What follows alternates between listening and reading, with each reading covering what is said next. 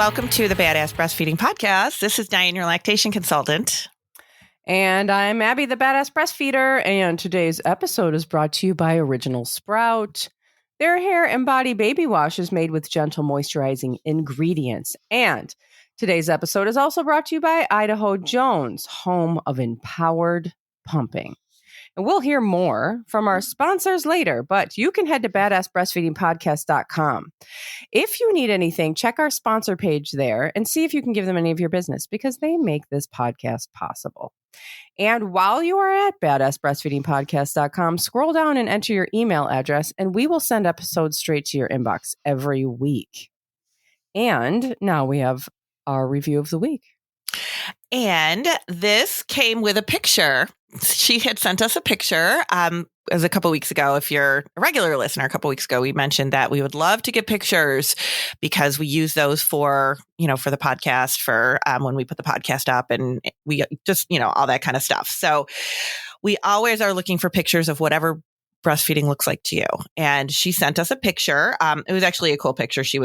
Her son is 15 months old and he was sick, and they were, just breastfeeding. They were away at a cabin and breastfeeding, like sitting in like a stream area.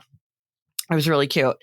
So she says, I wanted to tell you how grateful I am for your podcast. My son was around 8 months when I first started listening. It was so validating to hear that everything I was feeling and doing was normal.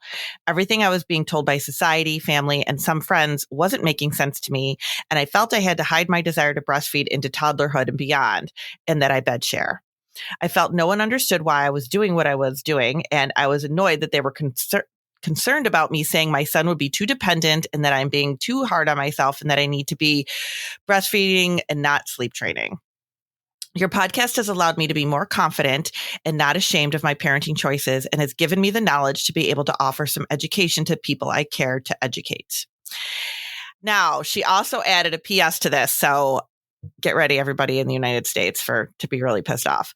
P.S. Being in Canada, I'm also sad for American parents. In Canada, we get 1 year off of work at 55% of our income from the government and up to about $2,000 or that same amount of money over 1.5 years.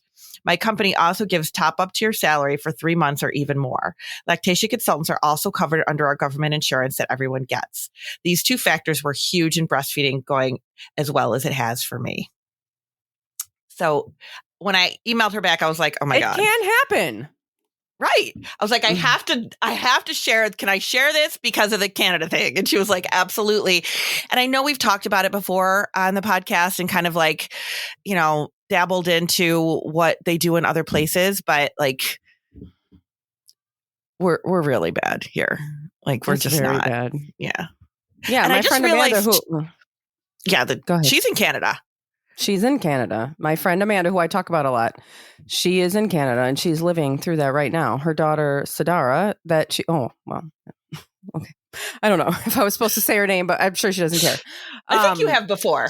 Probably. She is 14 months and Amanda's still on leave. Yeah. Yep. I also found out recently, I was doing a little getting a little information about all this. And because I don't know, it's such a huge soapbox for me, but that we are also the United States is also one of the only countries that doesn't pay for pumping during work hours. So like you can, obviously we know that there's a federal law in place that you can pump, in the workplace, but it's supposed to be unpaid break time. And we are one of the only countries in the world that does not allow for paid time to pump. Yeah. So there's a lot that we need to change. So thank you so much for sharing that. I really appreciate it. And I always like to know what's going on in other places anyway. I think that's really amazing when people share what's going on where they are, because it is really different from what we see every day. So thank you so much for sharing that. I mean, I feel like the one thing that is not different is how people always have to feel like that they need to validate their choices with their own child. Like she's saying here, like it just doesn't seem, that never goes away, I feel like. But yeah, frustrating. It is. But today we're going to talk about bonding. Yes. This is for all the partners out there. Or if you're like an exclusive pumper, I mean, sometimes when you have parents that are exclusive pumpers and they are like, I'm afraid I'm not going to be able to bond with my baby like I would if I were breastfeeding. Is this still good? Is it worth it to still pump? And, is it going to be as good? Can I do that? What am I missing out on? Yeah. So I think this is a good episode for anybody. Or even if you're like, okay, I returned to work, I'm not breastfeeding as much. I'm only breastfeeding once or twice a day. Now that I'm back at work, am I really going to be able to still continue bonding with my baby? Yeah. So there's lots of things to do. And these are all like normal concerns. Mm-hmm. Thinking like, oh my God, I don't know if I'm going to be bonded to my baby. I think if you're worried about bonding with your baby, then you're bonding with your baby. That's a good point. Yeah. Because you're probably not like curled up in the fetal position in the corner. Like you're probably holding your baby going, oh my God, do I hold you enough? I know. So it really, the whole bonding thing. So let's chat about that for a second, because bonding is something that comes up all the time. Like a lot of times people will say, like when I'm doing prenatal classes, they'll be like, well, bonding, I want to breastfeed for the bonding. And then sometimes I'll hear people tell me that if I breastfeed, they can't bond with the baby. Or, my partner doesn't know how they're supposed to bond with the baby because I'm always breastfeeding and they can't do that. So how does everybody can bond with the baby? Like the baby is not like a one bond person. Like there is lots of ways to bond. And I remember one of my friends one time who was also a lactation consultant had said, because she used to work in like she used to work in a program where she would see parents that would come in for well child checks. So she used to do a lot of, she was a social worker actually. So she used to do a lot of, talking about this kind of stuff. And she used to say, how does holding a baby and holding a bottle in its mouth constitute bonding? And she's got a point. Like it really does not constitute bonding just because somebody's feeding your baby with a bottle. That doesn't mean they're bonding with them. Mm-hmm. Then sometimes you'll hear like, oh, can you pump a bottle so that I can bond with the baby and feed the baby too? Like, why do you have to feed the baby? I don't understand. There's all sorts of other things, but we don't talk about the other things because we're so focused on the feeding. But for one thing, bonding, a baby that is breastfeeding, the bond that they have with their breastfeeding parent is a different kind of bond. And it's a very important bond. It is psychological. It is their first relationship ever on the planet. And it is really, really important for brain development and for security and for trust and for development that they have that bond with their parent. That is why it is such a strong, secure bond that they have with breastfeeding. We shouldn't expect that they're going to have that bond with everybody, but we do know that they will bond with other people. And the better they bond with that primary person, the more secure that bond is, the more secure their bond will then be to others. That's true. Mm-hmm. So that's very true. It's not, you don't need to because it's really common, in the beginning for partners to feel like they're, the baby's always with the breastfeeding parent and bonding, and so they're not getting that bonding time. But it's actually quite normal for the baby to bond first with that breastfeeding parent, and then for that to come over to the partner. Mm-hmm. That's very normal. It's not like they're not bonded to you. It's not like they're not going to be. It's not like they're not like you're doing something wrong or like you need to somehow split the baby's attention. This is just the natural process. And it's your baby will let baby, you know. Like they can't have like a whole. They're not like you where they have like where they can go out to dinner with like 8 people. And hold a conversation like that. Like that's just a baby, like one thing at a time. I know. And they will let you know. And we hear that all the time. You'll say whenever my partner tries to hold the baby or my mother or, whatever tries to hold the baby cries. The baby only wants to be with me. Everybody's afraid they're not bonding with the baby. It's like, that is very normal. And that's your baby telling you, I need to bond with my caregiver. And then I can go to other places when I feel secure. I can go with other people. It is not, I mean, and I know people take that as personally offensive. It's like your baby is not trying to hurt your feelings. I promise. Like that's not what their aim in life is. Not until they're teenagers. But they are like, they are just, that is where their security and their comfort level is. And I always try to tell people like, your baby was literally connected to your body for 9 months. Yeah. Why would we ever think that they would want to be with somebody else? It's just crazy if you really think about it. It is. And even though that's their parent, their other parent, it doesn't matter. I had a family one time. They had like, I don't know, like 10 kids or something, 10 or 12 kids. I don't know, some huge amount. And the dad, I went over there, you know, they were having some problems with this most recent baby. And I went over there and the dad was like, I know that for the first year, that baby belongs to her. I know that already. Like, that's just how it is. I was like, you're fantastic, because it is really, I mean, that's a lot of pressure to put on a new mother too, to be like, well, the baby doesn't want to be with me. Why not? I can't I hold the baby too. The baby doesn't want to hang out with me. And it's like, that's a lot of pressure to put on a new mother. She's already trying to figure her shit out. I don't know. Yeah, no, it's true. Yeah. Yeah. But it's also not like, I mean, there are certainly like ways that you need to be involved. It's not like, it's not really like the baby belongs to her for a year. Like that baby, you know, like the baby is don't just leave her. Don't just like walk away. Like there is like you have a very, very, very big role right now. Mm-hmm. Partners have a very big role. And I think his thing was more like, I'm not offended if the baby doesn't want to be, like that kind of thing.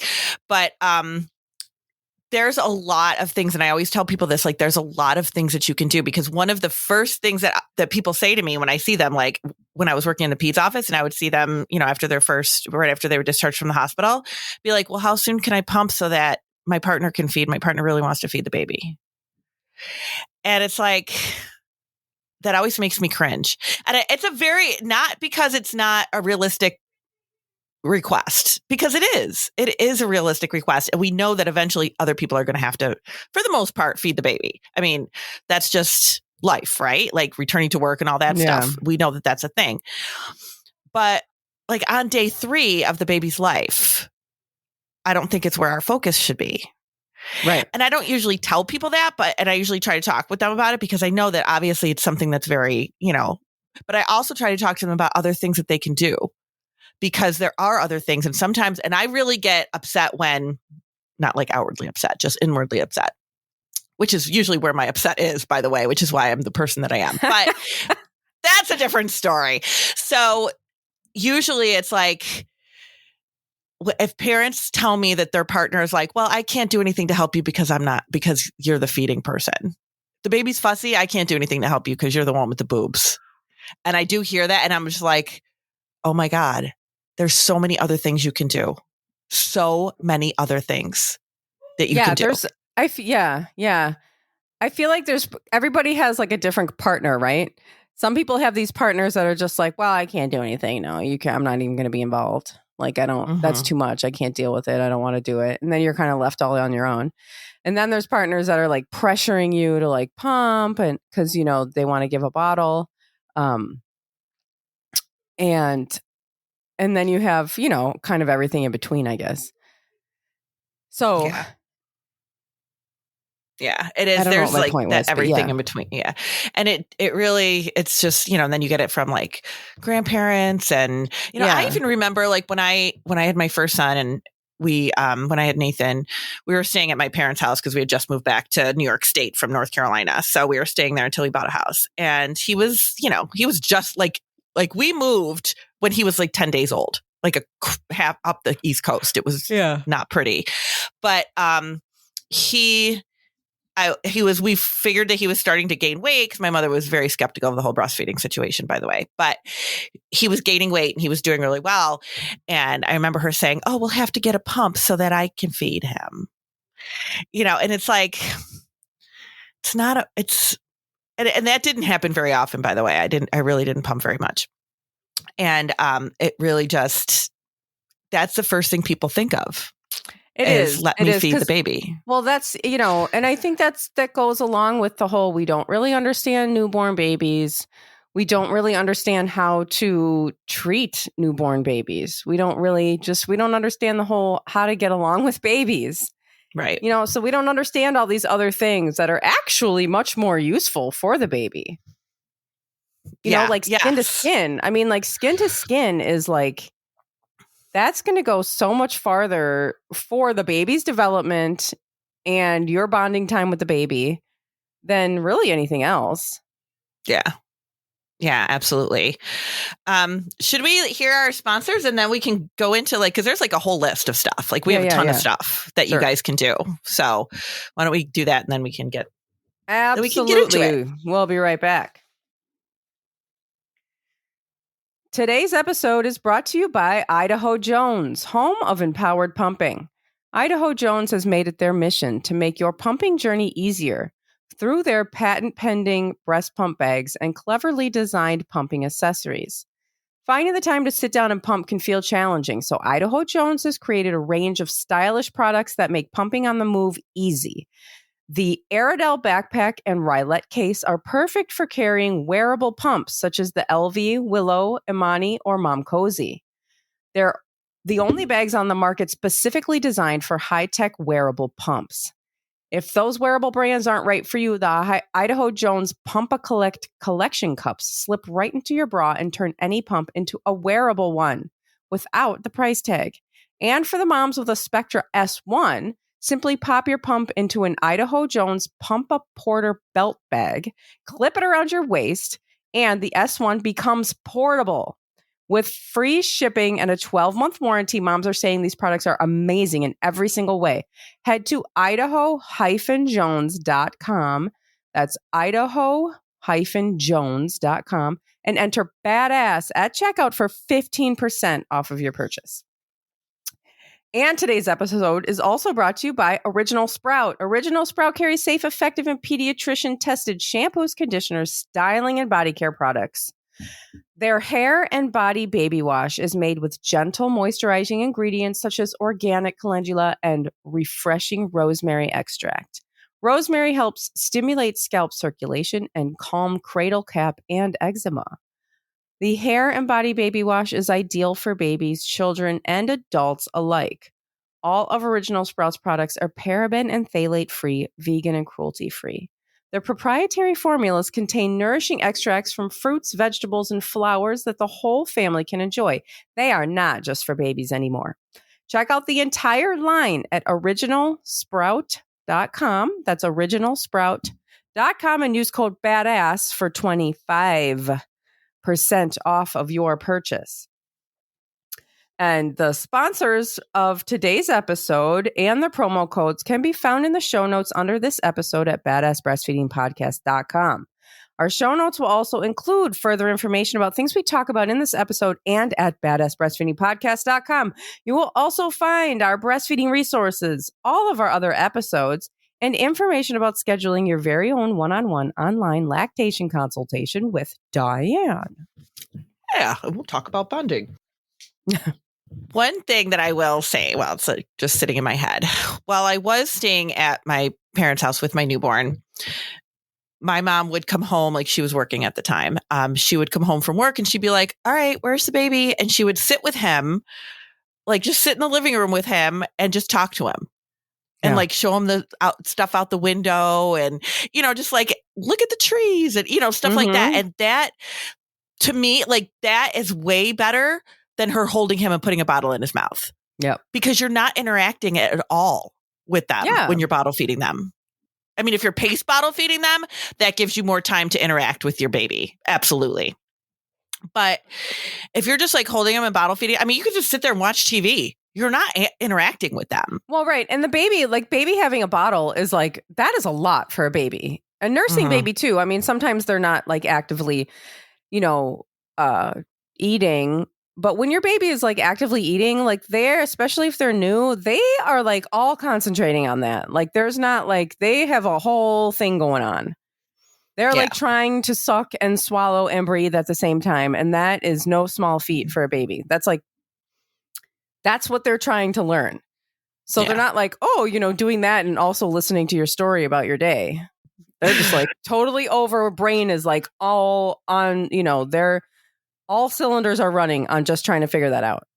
I mean, that's how they survive. Yeah.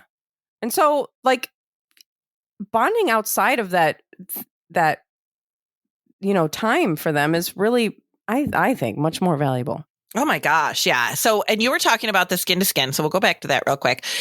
That is, I mean, the thing with skin to skin is it is not something that you only do when they're first newborn. I know we talk about it a lot for the hospital, like as soon as the baby's born, skin to skin, do skin to skin in the hospital with your baby, blah, blah, blah. But I think when people go home, that kind of like doesn't really stay as much, and I do like to ask people, especially if it's a baby that's like fussy or something, that I'm like, do you still do skin to skin? Because it really can be helpful. And even just implementing it like after bath time, do some skin to skin, but that is really a great thing for partners to do. Like that is really, really important. And I think that should be one of the first things if partners are looking to bond, that should be it. Right there. Like it really, that's one of the best things you could possibly do. The number one most important thing that you can do. Yes, absolutely. So a couple other things, because I have a blog written about this, so I will attach it in the show notes. But the other thing that I always tell parents is a great way to bond is bath time. I think that is a really great time. I mean, with a newborn, maybe not as much, but by the time they're like a month, I mean, you're bathing them a little bit, more than you do as a newborn, obviously. But then they're awake, they're interactive more with you. You can be playing with them while you're, that kind of stuff is what is going to bond you. And you are interacting with them. Like that is a really important piece of this bonding is that interaction with your baby. And you're also responding to a need. You're doing something for them, which is important too.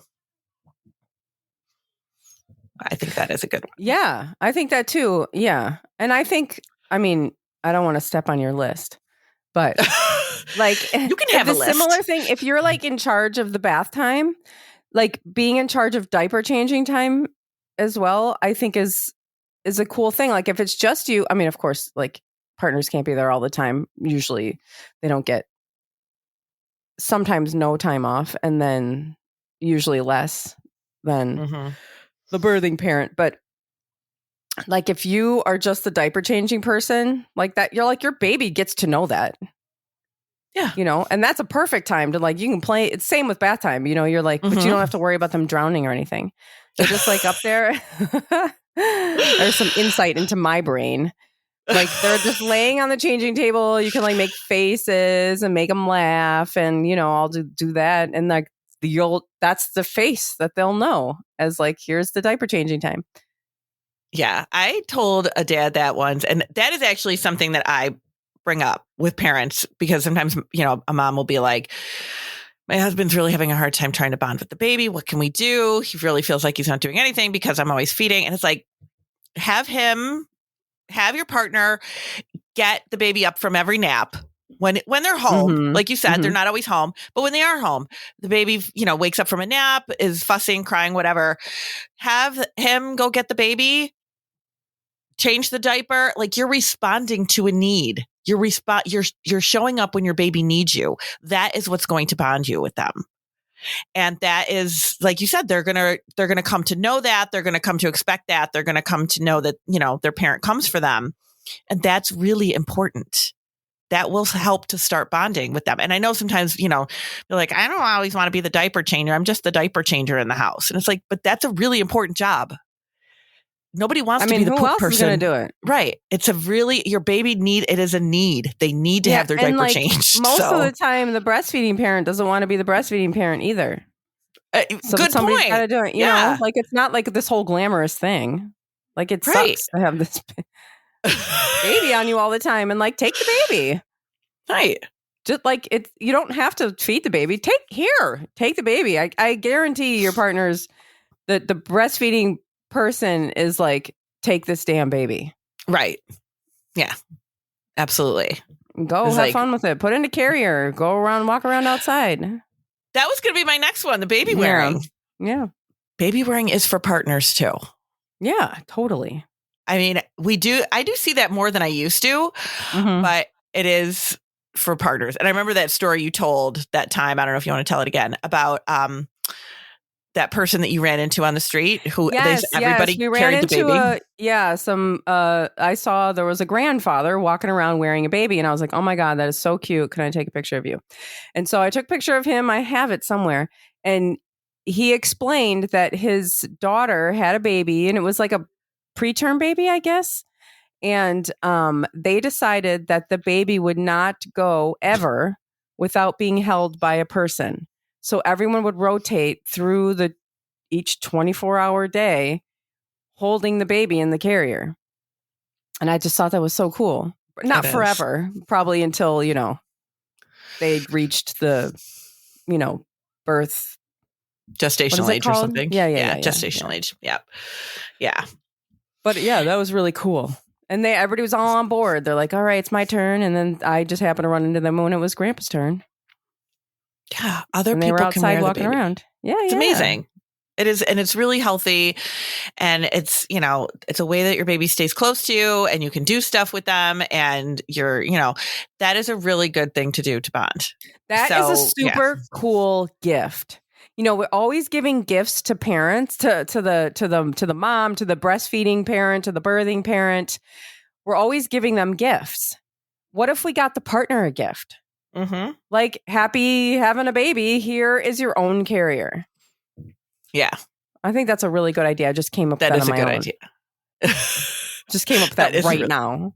That is a really good. You are witnessing it first, everybody. But that is a really good idea. It is. And my husband and I, we had for years and years, we each had our own carrier, because it sucks when because we were like a hardcore baby wearing family. Like, we were wearing our kids into toddlerhood, both of them. And it sucked to have to constantly readjust, because he's a lot taller and all that. So we just had our own that were on our own settings, and, just pass the kids back and forth. Yeah, you will get a lot of use out of it. You will. Mm-hmm. And it's one of those things that you can even you can sell it when you're done. Mm-hmm. Like, this is a hot commodity. Like, these things are always in need. People always want them. There's a whole, subculture of baby wearing subculture where people are just so into it. And you can sell them. You can, of course, donate it or give it to a friend. That's what I've done with all of mine, giving them to people who've had babies. Yeah, absolutely. It is a really good thing. And there are some now that are very I don't know if you've ever seen the if your partner is male, they have tactical baby gear now. It just, oh my God, you can get everything. Yeah, you can get everything now. So yeah. So another one that is really good, another thing that's really good to do is tummy time. That's a really good bonding time, because you are if you get right on the floor with your baby and do tummy time with them, that is a really good bonding time. And tummy time is something that they need. Don't throw your baby on their tummy and then just walk away, or let the dog entertain them or something, because it is important. Tummy time is very important for their development, for their core, for their muscles, and for their core. God, maybe I should do some tummy time. But they need that. So it's that is another thing that it's necessary. So you might as well make it a bonding time, because you're going to be doing it anyway. Right. So it's, that's your baby lives with you. It's not just you can only interact with them at certain times. They live there now. You can interact with your baby anytime. Just take that baby. That's the whole tummy time thing too, is one I always suggest with if there's other little kids in the family, because that's a good thing for little siblings to do, is to, hang out and do tummy time and stuff like that. Because it is really, people are always my baby hates it. And it's well, if they're kind of if you're not interacting with them, they probably will hate it. But if you make it fun for them, they probably will hate it less than if if you're not making it fun for them, if you're just kind of sitting there shaking a toy at them or something. But if you get right on the floor with them and, lay with them and do stuff with them, it makes a huge difference, in the tummy time world. Yeah. Yeah. I had a mom once. This is actually in the blog that I wrote, but I remember her very clearly. She was a really great little mom that I had. That she was here locally with me, and I helped her. She had 2 babies. Her first one, by the time she called me, they were like already in a really bad place, and she was trying to wean. And it was only like, I don't know, a couple weeks in or something like that. And then the second baby, she ended up breastfeeding for like, I don't know, over a year, very long time. So she was very successful. But we were talking about all of this once because she was pretty open in saying how guilty she felt that her first breastfeeding her first baby just didn't go well. And she felt really guilty about that. But she did say, she's like, I tried to implement stuff that would help us to bond since I didn't have that breastfeeding relationship with him. So I would do like, I took a course in baby massage and, did that kind of stuff. And I thought, was like, that's great. That is an amazing thing to do because I think a lot of people don't really think about how important it is to have that connection. Mm-hmm. When we're breastfeeding, we're just kind of like, okay, like you said, all right, I've had enough time with this baby. Like, take them. I'm done with them right now because you are constantly like, doing something with your baby on them and they're on you all the time. So you're not really thinking like, oh, let me bond even more. But when you're not doing that, it's like when you're not breastfeeding and you're like, okay, I don't know that people really think about like how much more, what can I do? What else can I do? I need to do something to connect me with my baby. And things like baby massage is a really, good thing because you are very interactive. You're connecting with them. And that's stuff you could, my God, YouTube. Get it off of YouTube or totally. something, like it is super easy to figure that one out. But like the attachment, so attachment and bonding are 2 different things. Yeah. And I don't know if people are aware that that's like, there's 2 different things that were, that are kind of floating around when it comes to attachment and bonding and stuff like that. But it is really important. This attachment and bonding and connection that is really important for baby's brain development. And attached children are just. And that attachment is like the psychological process of, having your needs met, responding to your baby when they're crying or whatever, just being present, and they're forming attachment for you, which is where we talk about like that's the basis of all of their relationships for the rest of their lives. Yeah. And bonding is kind of how would you describe bonding? I mean, bonding is a little let me see less here. of a psychological thing and kind of like, spending time together. Right. Getting to know each other. It is. So yeah. And it bonding can be like, I think that, we also see times where parents have, they have a baby, you are the birth parent and you are really struggling to bond with your baby. For many reasons. And that's another thing that people don't want to like say, oh, I'm not bonding with my baby. Nobody wants to say that, right? Like people say it later. They're like, oh my gosh, I really had a hard time bonding with my baby.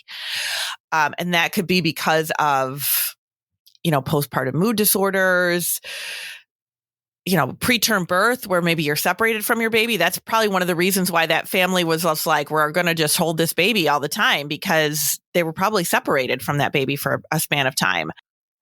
So like, it is hard to attach yourself and bond with a baby that is not with you. Or if you're struggling with your own anxiety issues or mood disorders, it can be really hard to feel that connection with your baby.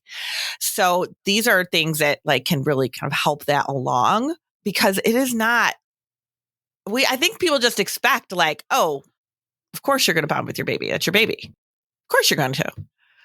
Like, it's not always like that. It really isn't. Like, I remember struggling a lot with the twins, but even with my first son, actually, too.